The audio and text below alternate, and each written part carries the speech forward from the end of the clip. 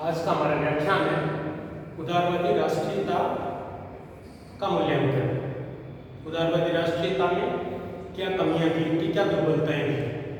तो उदारवादी राष्ट्रीयता की कमियों में पहली कमी जो है वो है राजभक्ति और देशभक्ति का समन्वय। उदारवादियों ने अपने आप को ब्रिटिश शासन की प्रजा भी मानते थे, अपने गर्व महसूस करते थे और साथ में ही वो अपने आप को देशभक्त भी मानते थे। तत्कालीन समय में ये संभव नहीं था क्योंकि भारत औपनिवेशिक शासन के अधीन था, विदेशी सत्ता थी भारत में, इसलिए उस वक्त राजभक्ति और देशभक्ति इन दोनों का समन्वय संभव नहीं था। ये कमी है उदारवादियों की। दूसरी उदारवादियों की कमी था कि वे ब्रिटिश शासन को भारत के हित में समझते थे, जबकि ब्रिटिश शासन एक औपनिवेशिक शासन था, ब्रिटेन एक साम्राज्यवादी देश था, ब्रिटिश शासन भारत के हित में नहीं था। बाद की घटनाओं ने यह सिद्ध भी कर दिया कि ब्रिटिश शासन भारत के हित में नहीं है। ब्रिटिशर्स भारत में सत्य और न्याय के स्थान पर शक्ति और दबाव की भाषा को ज़्यादा आसानी से समझते हैं। भारत के चतुर्मुखी विनाश का कारण था ब्रिटिश शासन। उन्होंने जो कुछ भारत में किया, विकास किया, वो अपने स्वयं के स्वार्थों के लिए किया। इसलिए उदारवादियों का ब्रिटिश शासन को भारत के हित में समझना उनकी एक भूल थी। तीसरी बात है, ब्रिटिश शासन के विरुद्ध उदारवादियों ने जो साधन अपनाए वे वैधानिक साधन थे। प्रार्थना पत्र, स्मृति पत्र, शिष्टमंडल 1918 तक उदारवादियों के द्वारा इन साधनों को अपनाया गया, लेकिन कोई महत्वपूर्ण सफलता वे हासिल नहीं कर सके।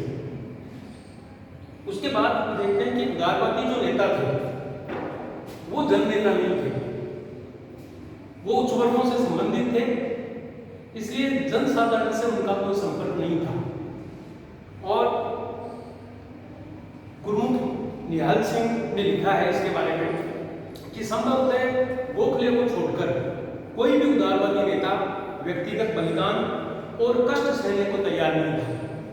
इस वजह से ये भी एक कमी थी कि जनसाधारण से उदारवादियों का कोई संपर्क नहीं था। तो ये उदारवादियों की दुर्बलताएं हैं। लेकिन केवल हम दुर्बलताओं को नहीं मान सकते कि उदारवादियों का जो आंदोलन था वो सफल नहीं हुआ, उसमें कमियां रही। उदारवादियों की कुछ सफलताएं भी रही, उनकी सफलताओं को भी उनकी सफलताओं से हम को इनकार नहीं कर सकते।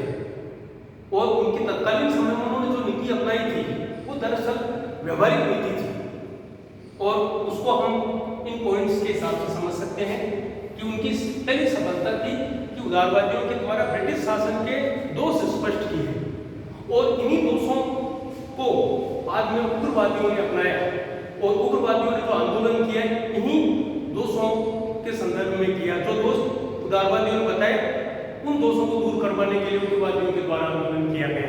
इसलिए जो ब्रिटिश शासन के दोष सर्वप्रथम जो स्पष्ट किए गए, बताए गए, वो उदारवादियों के द्वारा बताए गए, जिसके आधार पर उग्रवादी आंदोलन की पृष्ठभूमि तैयार हुई।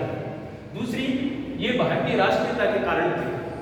उदारवादी वो थे जिन्होंने जनता को ये समझाया कि उन्हें सांप्रदायिक और प्रांतीय धरातलों से ऊपर उठकर एक राष्ट्रीयता का विकास करना चाहिए, और उस राष्ट्रीयता के विकास के लिए ही उन्हें काम करना चाहिए। ये बात पहली बार उदारवादियों के द्वारा बताई गई है।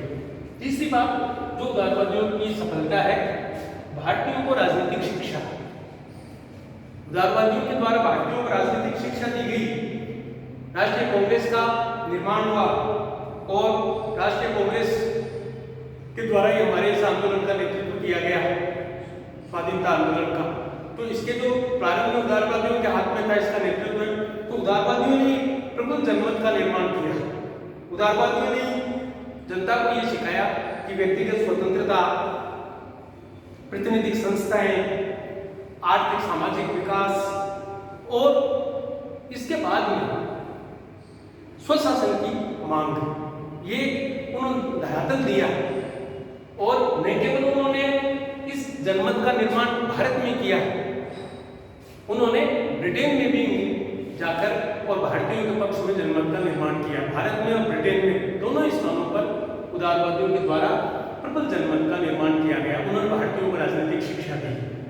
फिर उदारवादियों की जो सफलता है वो है भारतीय स्वतंत्रता स्वतंत्रता संग्राम का आधार तैयार करना कि ये बेस है, नींव की ईंट है उदारवादी। भारत का स्वतंत्रता संग्राम में उनके द्वारा इसका आधार तैयार किया गया है। और इसके संदर्भ में मैं बताना चाहूँगा, जैसे एक प्रमुख जो लीडर हैं कन्हैयालाल मानिकलाल मुंशी, उन्होंने लिखा है कि यदि पिछले 30 वर्षों में कांग्रेस के रूप में अखिल भारतीय संस्था देश में राजनीतिक क्षेत्र में कार्यरत न होती तो ऐसी अवस्था में गांधी जी का कोई महान आंदोलन सफल न होता। डॉक्टर पट्टाभी ने भी लिखा है इस संदर्भ में कि सर्वप्रथम औपनिवेशिक स्वशासन, फिर साम्राज्य के अंतर्गत होम रूल, उसके बाद स्वराज तथा सबके शीर्ष पर पूर्ण स्वाधीनता की मंजिलें एक के बाद एक ही बन सकती है। इस प्रकार उदारवादियों ने भारत में स्वतंत्रता संग्राम का आधार तैयार किया। इसलिए हम ये नहीं कह सकते कि उनका आंदोलन का कोई महत्व नहीं, महत्व है उनके आंदोलन का। और पांचवा है कि उन्होंने जो संघर्ष किया उसकी सफलता भी मिली, और वो सफलता थी भारतीय परिषद अधिनियम 1892। हालांकि इस अधिनियम से भारतीय संतुष्ट नहीं हो सके थे, लेकिन फिर भी भारत का संवैधानिक विकास में इस अधिनियम का भी एक महत्वपूर्ण योगदान है। इसमें से भी भारतीयों को अधिकार दिए गए, हालांकि भारतीय संतुष्ट नहीं हुए थे, लेकिन फिर भी भारत के संवैधानिक विकास की दिशा में एक प्रगतिशील कदम भारतीय परिषद अधिनियम 1892 है। तो इस तरीके से उनके द्वारा कार्य किए गए, कुछ उनकी दुर्बलताएं रही लेकिन सफलताएं भी रही, और मोटे तौर पर हम कह सकते हैं कि उन्होंने बेस तैयार किया, भारतीय स्वतंत्रता संग्राम का आधार तैयार किया, भारतीयों को राजनीतिक शिक्षा प्रदान की, और सफलता के रूप में 1892 का जो परिषद अधिनियम है ये उनके द्वारा किए गए प्रयासों का ही परिणाम है। धन्यवाद।